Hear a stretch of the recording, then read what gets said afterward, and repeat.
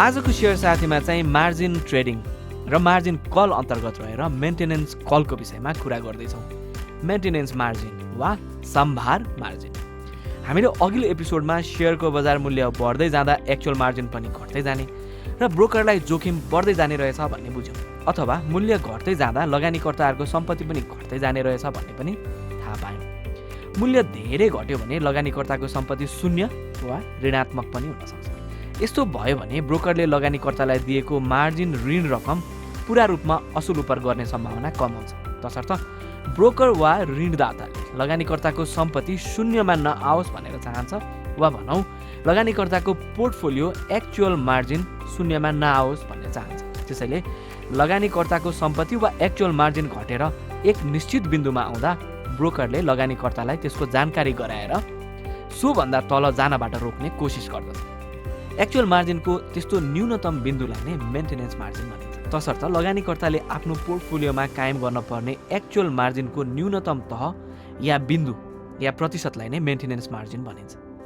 यस्तो मार्जिन ऋण सम्झौता गर्दा नै तोकिएको हुन्छ र बजारको अवस्था अनुसार नियामक वा ब्रोकरले कुनै पनि बेला परिवर्तन गर्न सक्छन्। हाल यस्तो मार्जिन 20% तोकिएको छ।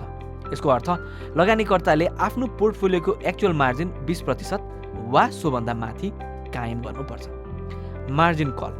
लगानीकर्ताहरूले आफ्नो मार्जिन खातामा एक्चुअल मार्जिन मेन्टेनेन्स मार्जिन वा सोभन्दा माथिको तहमा कायम गर्नुपर्ने रहेछ भनेर हामीले भर्खर चर्चा गऱ्यौँ। यदि मेन्टेनेन्स मार्जिन भन्दा पनि एक्चुअल मार्जिन तल भएमा के हुन्छ त? यदि त्यसो भएमा ब्रोकरले फोन, इमेल वा एसएमएसबाट तुरुन्त लगानीकर्तालाई जानकारी दिन्छन्। यसरी फोन, इमेल वा एसएमएसबाट जानकारी गराउने कार्यलाई नै मार्जिन कल भनिन्छ।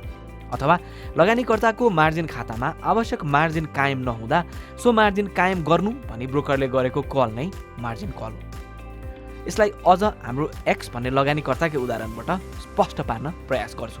एक्सले 100 किता सेयर रु 200 को दरले जम्मा रु 20,000 मा खरिद गरेको छ। यहाँ उसले 14,000 मार्जिन ऋण प्रयोग गरेको छ। अब यदि त्यस शेयरको बजार मूल्य घटेर रु 170 मा आयो भने उसको शेयरको कुल बजार मूल्य 17,000 हुन्छ, जसमा 14,000 ऋण घटाउँदा उसको इक्विटी रु 3,000 मात्र हुन्छ। त्यसरी एक्स को एक्चुअल मार्जिन चाहिँ रु 17,000 माइनस 14,000 भागा 17,000 अर्थात् 17.65% कायम हुन्छ। अब यो भनेको त एक्स को एक्चुअल मार्जिन 20% कायम हुनुपर्नेमा घटेर 17.65% भयो र यो अवस्थामा लगानीकर्ताहरूलाई मार्जिन कल जान्छ।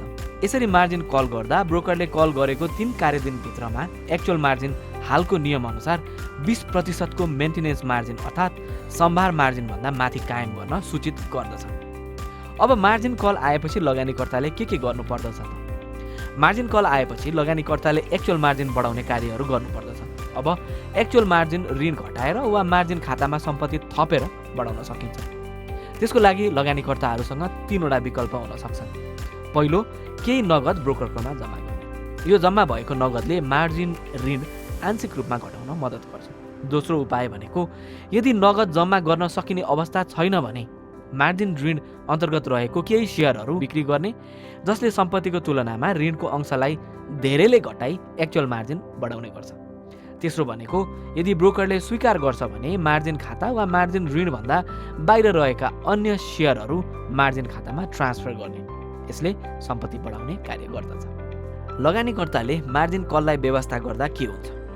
मार्जिन कल आएको छ र आएको 3 दिनभित्र पनि लगानीकर्ताले अघि भनेको कुनै कदम लिएर एक्चुअल मार्जिन 20% भन्दा माथि पुर्याउँदैनन् वा बजारमा आफै मूल्य बढेर एक्चुअल मार्जिन 20% भन्दा माथि पुग्दैन भने 3 दिनपछि एक्चुअल मार्जिनको तहलाई 20% भन्दा माथि कायम गर्न लगानीकर्ताको अनुमति बिना नै मार्जिन खातामा रहेका आवश्यक पर्ने शेयरहरू ब्रोकरले बिक्री गर्न सक्छन्। तर यदि 3 दिनभित्रको कुनै पनि समयमा मूल्यमा आएको परिवर्तनले एक्चुअल मार्जिन 15% भन्दा तल जान्छ भने ब्रोकरले 3 दिन पनि कुर्ने छैनन् र लगानीकर्ताको अनुमति बिना नै एक्चुअल मार्जिन 20% भन्दा माथि कायम हुने गरी आवश्यक शेयरहरू बिक्री गर्नेछन्। आजको लागि यति नै। अर्को एपिसोडमा भेटौँ है त।